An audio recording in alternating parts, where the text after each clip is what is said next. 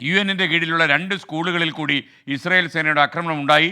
60ഓളം ആളുകൾ കൊല്ലപ്പെട്ടു എന്ന വാർത്ത പശ്ചിമേഷ്യയിൽ നിന്ന് വരുന്നു. ലെബനിൽ ഹിസ്ബുള്ള കമാൻഡറെ വധിച്ചു എന്ന വാർത്തയുമുണ്ട്. അതുപോലെ ഇസ്രായേലിൻ്റെ തലസ്ഥാനമായ ടെൽ-അവീവിൽ യമനിലെ ഹൂത്തികൾ ആക്രമണം നടത്തിയെന്ന വാർത്തയും വരുന്നു. പശ്ചിമേഷ്യയിൽ കൂടുതൽ യുദ്ധത്തിൻ്റെ കാർമേഘങ്ങൾ മാത്രമല്ല, യുദ്ധത്തിൻ്റെ കെടുതികൾ കൂടി കൂടുന്നു എന്നുള്ളതാണ് നമുക്ക് മനസ്സിലാക്കാൻ കഴിയുന്നത്. ഈ അവസരത്തിൽ നമുക്കൊപ്പം പി ജെയിംസ് ചേരുന്നു. P James, good morning. James, യഥാർത്ഥത്തിൽ ഈ നമ്മുടെ നാട്ടിലെ മഴയുടെ ആധിക്യമാണെങ്കിൽ അവിടെ കൊലപാതകത്തിൻ്റെ ആധിക്യമാണ് നടന്നുകൊണ്ടിരിക്കുന്നത്. പശ്ചിമേഷ്യയിൽ ഈ ഇസ്രായേൽ പാഠം പഠിക്കുന്നില്ല എന്നാണോ നമ്മൾ മനസ്സിലാക്കുന്നത്? തീർച്ചയായിട്ടും ഇസ്രായേൽ സേന വലിയ രീതിയിലുള്ള ആക്രമണം ഈ മണിക്കൂറുകളിലും നടത്തിക്കൊണ്ടിരിക്കുന്നു എന്ന് മാത്രമല്ല 60 പേർ കൂടുതലായി കൊല്ലപ്പെട്ടിരിക്കുന്നു. മരണസംഖ്യ 38,900 എത്തുകയാണ്. കഴിഞ്ഞ ഒരാഴ്ചയ്ക്കുള്ളിൽ ഏതാണ്ട് 500ഓളം പേർ കൊല്ലപ്പെട്ടു എന്നുള്ളതാണ്. കാരണം ഈ യുദ്ധത്തിൽ ഒരിടയ്ക്ക് ഒരു ഇൻ്റർവെൽ ഉണ്ടായിരുന്നു. 15-20 മരണസംഖ്യ ഒതുങ്ങിയിരുന്നൊരു സമയമുണ്ടായിരുന്നു. പക്ഷേ ഇപ്പോൾ അത് ഭയാനകമാവുന്ന രീതിയിലേക്ക് മാറുന്നു എന്ന് മാത്രമല്ല, മധ്യ ഗസയിലാണ് ഏറ്റവും വലിയ ആക്രമണം നടന്നത്. നുസ്രത്ത് അഭയാർത്ഥി ക്യാമ്പിൽ നടന്ന ആക്രമണത്തിൽ തന്നെ നിരവധി പേർ കൊല്ലപ്പെട്ടിട്ടുണ്ട് എന്ന് മാത്രമല്ല, ഈ UN-ന്റെ കീഴിൽ സ്കൂളുകളിലെ അഭയാർത്ഥി കേന്ദ്രങ്ങളായിട്ട് ഇത് ചെയ്യുന്നത് 10 സ്കൂളുകളാണ്. അതിലിപ്പോൾ 9ാമത്തെ സ്കൂളാണ് ആക്രമിക്കപ്പെട്ടത്. ഒരു സ്കൂൾ കൂടിയേ ബാക്കിയുള്ളൂ. എന്തൊരു കഷ്ടമാണ്. കാരണം ഐക്യരാഷ്ട്രസഭയുടെ കീഴിൽ വളരെ ന്യൂട്രലായിട്ട് നടക്കുന്ന അഭയാർത്ഥി ക്യാമ്പിന് നേരെയാണ് ഇസ്രായേൽ സേന ആക്രമണം നടത്തുന്നത്. ഒരു തരത്തിലും ന്യായീകരിക്കാൻ പറ്റുന്ന കാര്യങ്ങളല്ല നടന്നുകൊണ്ടിരിക്കുന്നത്. 60ഓളം പേർ കൊല്ലപ്പെട്ടു, അതിൽ സ്ത്രീകളും കുട്ടികളും ഉണ്ട് എന്നുള്ള കാര്യത്തിൽ സംശയമില്ല.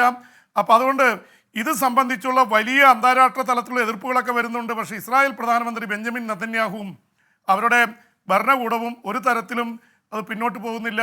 ഈ മധ്യസ്ഥ ചർച്ചകളൊക്കെ വിഘാതം സൃഷ്ടിക്കുന്ന തരത്തിലുള്ള ആക്രമണമാണ് നടന്നുകൊണ്ടിരിക്കുന്നത്. എന്തായാലും തിരിച്ച് ഒരു സംഭവം ഉണ്ടായിരിക്കുന്നത്, യമനിലെ ഹൂതികൾ ചെങ്കടലിലെ ചരക്ക് കപ്പലുകൾക്ക് നേരെയാണ് ആക്രമണം നടത്തിക്കൊണ്ടിരിക്കുന്നത്. ഇത് ആദ്യമായി ഹൂതികൾ അവകാശപ്പെട്ടിരിക്കുന്നു, ഞങ്ങൾ ഇസ്രായേൽ തലസ്ഥാനമായ ടെൽ-അവീവിലേക്ക് ഡ്രോൺ ആക്രമണം നടത്തി. എന്തായാലും അവിടെ ഡ്രോൺ കണ്ടെത്തിയിട്ടുണ്ട്. അത് US എംബസി, ഇസ്രായേലിലെ US എംബസി ലക്ഷ്യം വെച്ചാണ് ഹൂതികളുടെ ആക്രമണം നടന്നിട്ടുള്ളത്. കാരണം ഹൂതികൾക്ക് വല്ലാത്ത വൈരാഗ്യമുണ്ട്. ഹൂതികളുടെ കേന്ദ്രങ്ങളിൽ ആക്രമിക്കുന്നത് ചെങ്കടലിൽ നിന്ന് അമേരിക്കയുടെ നാവിക സേനയാണ്. ഒരുപാട് ഹൂതി കേന്ദ്രങ്ങൾ തകർത്ത് കളഞ്ഞു. എന്നിട്ടും ഹൂതികൾ ചരക്ക് കപ്പലുകൾ ആക്രമിക്കുന്നുണ്ട്. 100-ലേറെ ചരക്ക് കപ്പലുകൾ ഇതിനകം ആക്രമിച്ചു കഴിഞ്ഞു. ഗസയിൽ ഹമാസിനെതിരെയും പാലസ്തീനെതിരെയും നടക്കുന്ന ആക്രമണത്തിൽ പ്രതിഷേധിച്ചുകൊണ്ടാണ് ഹൂതികൾ രംഗത്തുള്ളത്. ഹൂതികൾക്കും അതുപോലെ തന്നെ ഈ മണിക്കൂറുകൾ വരുന്ന ഒരു പ്രധാന വാർത്ത ലെബനോണിൽ ഏതാണ്ട് യുദ്ധത്തിൻ്റെ വക്കിൽ നിൽക്കുകയാണ് ഇസ്രായേലുമായിട്ട്. ഇസ്രായേൽ അതിർത്തിയിൽ ഇസ്രായേൽ ബോംബർ വിമാനങ്ങൾ ലെബനോൺ താഴ്വരയിൽ നടത്തിയ ആക്രമണത്തിൽ അവരുടെ ഹെസ്ബുള്ളയുടെ 2ാമത്തെ കമാൻഡർ കൂടി കൊല്ലപ്പെട്ടു എന്ന വാർത്ത വരുന്നുണ്ട്. അവരുടെ നേതാവ് തലവൻ നസ്രുള്ള പറഞ്ഞത് ഞങ്ങൾ ഇസ്രായേലിൻ്റെ ഉള്ളിലേക്ക് കയറി ആക്രമിക്കുമെന്നാണ്. നിരവധി റോക്കറ്റുകൾ കഴിഞ്ഞ ഒരാഴ്ചക്കുള്ളിൽ ഏതാണ്ട് 1000ഓളം റോക്കറ്റുകൾ തൊടുത്തു ഹൂതികൾ. ഇസ്രായേലിലെ ഒരുപാട് സൈനിക കേന്ദ്രങ്ങളിൽ പ്രശ്നങ്ങൾ ഉണ്ടായിട്ടുണ്ട്. അതുപോലെ ഇസ്രായേലിലും പ്രക്ഷോഭം ശക്തമായി നടന്നുകൊണ്ടിരിക്കുകയാണ്. ബന്ദികളെ വിട്ടയക്കാനായിട്ട് ഒരു തരത്തിലും 10ാം മാസത്തിലേക്ക് കടക്കുകയാണ് യുദ്ധം. അപ്പോൾ അതുകൊണ്ട് ഇതിലെ വിട്ടയക്കാനായിട്ട് യാതൊന്നും ഇസ്രായേൽ പ്രധാനമന്ത്രിയോ ഭരണകൂടമോ ചെയ്യുന്നില്ല എന്ന് പ്രതിഷേധിച്ചുകൊണ്ട് 10,000 ഇപ്പോഴും ഇസ്രായേലിൽ പ്രക്ഷോഭം നടത്തുന്നുണ്ട്. എന്തായാലും ഇസ്രായേലിൻ്റെ ഈ സംഭവം അമേരിക്കൻ രാഷ്ട്രീയത്തിലും മറ്റ് സ്ഥലങ്ങളിലൊക്കെ വലിയ ചർച്ചാ വിഷയമാണ്. അറബ് രാജ്യങ്ങൾ ഇടപെടുന്നുണ്ട്. ഈജിപ്ത്, ഖത്തർ, അമേരിക്ക അടങ്ങുന്നവർ ഇപ്പോഴും വെടിനിർത്തലിന് വേണ്ടിയുള്ള ചർച്ചകൾ അതിൻ്റെ ഫൈനൽ ഘട്ടത്തിലെത്തി നിൽക്കുകയാണ്. പക്ഷേ കൃത്യമായിട്ടൊരു ഡീൽ സ്ട്രൈക്ക് ചെയ്യാൻ സാധിക്കുന്നില്ല എന്ന തരത്തിലാണ് കാര്യങ്ങൾ പോകുന്നത്. ഓക്കെ ജെയിംസെ, മറ്റൊരു കാര്യം നമ്മൾ അത്ഭുതപ്പെടുത്തുന്ന വിസ്മയകരമായ മറ്റൊരു വാർത്ത വരുന്നത് സൗരയൂഥത്തിന് പുറത്ത് 6 പുതിയ ഗ്രഹങ്ങൾ നാസ കണ്ടെത്തി എന്നുള്ളതാണ്. മാത്രമല്ല അതിനിടയിൽ നമ്മുടെ ബഹിരാകാശത്ത് കഴിയുന്ന ഇന്ത്യൻ വംശ സുനിത വില്യംസ് ബോറടി മാറ്റാനാണോ എന്നറിയില്ല, ഈ മണ്ണില്ലാതെ ചെടികൾ എങ്ങനെ വളർത്താം എന്നുള്ള പരീക്ഷണത്തിൽ ഏർപ്പെട്ടിരിക്കുന്നത് മനസ്സിലാകുന്നു. എന്തായാലും ഈ പുതിയ ഗ്രഹങ്ങളെ കണ്ടെത്തിയാൽ അവിടെ എങ്ങനെ ആൾക്കാർക്ക് പോകാൻ പറ്റുമെങ്കിലേ ഈ 140 കോടിയിലധികം മനുഷ്യരുണ്ട്, നമുക്കും കുറച്ചു കാലം അവിടെ പോയി താമസിക്കാമല്ലോ. തീർച്ചയായിട്ടും ഗ്രഹങ്ങൾ ഇതുവരെ കണ്ടെത്തിയിരിക്കുന്ന ഗ്രഹങ്ങളുടെ സൗരയൂഥത്തിന് പുറത്ത്, നമ്മുടെ സോളാർ സിസ്റ്റത്തിന് പുറത്ത് 5502 ഗ്രഹങ്ങൾ കണ്ടെത്തിയിട്ടുണ്ട്. പക്ഷെ അതിലിപ്പോൾ ഈ മണിക്കൂറുകളിൽ വരുന്ന വാർത്ത 6 പുതിയ ഗ്രഹങ്ങൾ കണ്ടെത്തി എന്നുള്ളതാണ്. അതിനെ സംബന്ധിച്ചുള്ള കൂടുതൽ ഡീറ്റെയിൽസ് ഒക്കെ വന്നുകൊണ്ടിരിക്കുന്നുണ്ട്. നാസയാണ് അത് സംബന്ധിച്ചുള്ള വാർത്തകൾ പുറത്തുവിട്ടിരിക്കുന്നത്. എന്തായാലും ഒരുപാട് പുതിയ കണ്ടുപിടുത്തങ്ങൾ ജെയിംസ് വെബ് ടെലസ്കോപ്പ് വഴി പ്രപഞ്ചത്തിൻ്റെ ഉൽപ്പത്തി സംബന്ധിച്ച്, പുതിയ സ്റ്റാർസിനെ സംബന്ധിച്ച്, അതുപോലെ തന്നെ അന്യജീവികൾ ഉണ്ടെന്നുള്ള തരത്തിൽ സൂചനകൾ വന്നു കഴിഞ്ഞു. അതൊരു വലിയതാണ്. അടുത്ത ഏതാനും വർഷങ്ങൾക്കുള്ളിൽ അന്യഗ്രഹത്തിലെ ജീവികളെ കണ്ടെത്തുമെന്ന് പറഞ്ഞുകൊണ്ടിരിക്കുകയാണ് ശാസ്ത്രലോകം. നമുക്കിപ്പോഴും പറയാൻ സാധിച്ചില്ല, കാരണം ഒരുപാട് കാലമായിട്ട് ഇത് പറയുന്നുണ്ട്. ഇപ്പം അമേരിക്കയിൽ തന്നെ അന്യഗ്രഹ ജീവികളെ ആരും അറിയാതെ തടങ്കലിട്ടിരിക്കുന്നു എന്നൊരു വാർത്തകൾ വരെ ചില ശാസ്ത്രജ്ഞന്മാർ, അതുമായി ബന്ധപ്പെട്ടിരുന്ന ശാസ്ത്രജ്ഞന്മാർ പുറത്തുവിട്ടിരുന്നു. പക്ഷേ ഇത് സംബന്ധിച്ച് ഇപ്പോഴും വ്യക്തമായിട്ടൊന്നും കണ്ടെത്താൻ കഴിഞ്ഞിട്ടില്ല.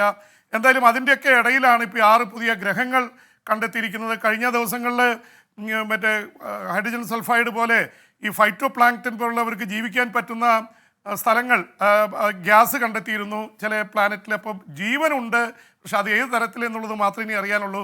അതിനിടയിലാണ് SKN ഇന്ത്യൻ വംശജയായിട്ടുള്ള സുനിത വില്യംസും അദ്ദേഹത്തിന് അവരുടെ കൂടെയുള്ള സഹയാത്രികൻ വിൽമോറും അവർ ബോറടിച്ചിരിക്കുകയാണ്. SKN പറഞ്ഞത് വളരെ കറക്റ്റാണ്. കാരണം അവർ ജൂൺ 8-ാം തീയതി പോയത് 8 ദിവസത്തിന് ശേഷം 14-ാം തീയതി 15-ാം തീയതി തിരിച്ചു വരേണ്ടതായിരുന്നു. പക്ഷേ അവിടുത്തെ ഇവരെ കൊണ്ടുപോയ ബോയിങ് സ്റ്റാർ ലൈനറിൽ ഹീലിയം ലീക്കുണ്ടായി, ത്രസ്റ്ററുകൾ പ്രവർത്തിക്കാതായി.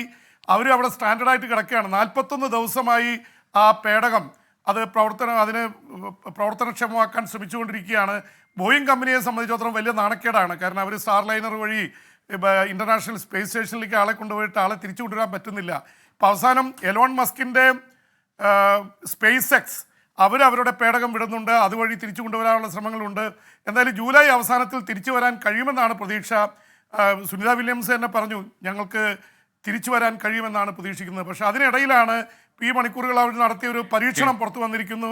ഈ മണ്ണില്ലാതെ ചെടികൾ ബഹിരാകാശത്ത് വളർത്തുന്നതിൻ്റെ ഒരു പരീക്ഷണം അവർ നടത്തിയിരുന്നു. അങ്ങനെ ഒരുപാട് പരീക്ഷണങ്ങൾ നടത്തിക്കൊണ്ടിരിക്കുന്നു. എന്ന് മാത്രമല്ല, നാസ ഒരു ഭാഗത്ത് വിജയിക്കുമ്പോൾ മറുഭാഗത്ത് പരാജയപ്പെടുന്നു. 1969 അവർ മൂണിലേക്ക്, ചന്ദ്രനിലേക്ക് ആളെ വിട്ടതാണ്. പക്ഷേ ഇപ്പോൾ ചാന്ദ്ര ദൗത്യം ഉപേക്ഷിക്കുന്നു എന്ന തരത്തിൽ നാസയുടെ ഭാഗത്ത് നിന്ന് വാർത്തകൾ വരുന്നു. $450 മില്യൺ ചെലവഴിച്ച ശേഷമാണ് ചാന്ദ്ര ദൗത്യം ഉപേക്ഷിക്കാൻ അമേരിക്ക തീരുമാനിക്കുന്നത്. ഒരുപക്ഷെ ഇന്ത്യക്ക് ചാന്ദ്ര ദൗത്യത്തിൽ വിജയം കിട്ടിയ ഒരു സമയത്താണ് അമേരിക്കയ്ക്ക് തിരിച്ചടി വരുന്നത്. SKN V James, Donald Trump വീണ്ടും പറഞ്ഞിരിക്കുന്നു അദ്ദേഹം അധികാരത്തിലെത്തിയാൽ ഈ യുക്രൈൻ യുദ്ധം അവസാനിപ്പിക്കാൻ കഴിയും എന്നുള്ളതാണ്. കാര്യം റഷ്യൻ പ്രസിഡന്റുമായിട്ടൊക്കെ അദ്ദേഹത്തിന് നല്ല ചങ്ങാത്തം ഉണ്ടെന്നാണല്ലോ വൈപ്പ്.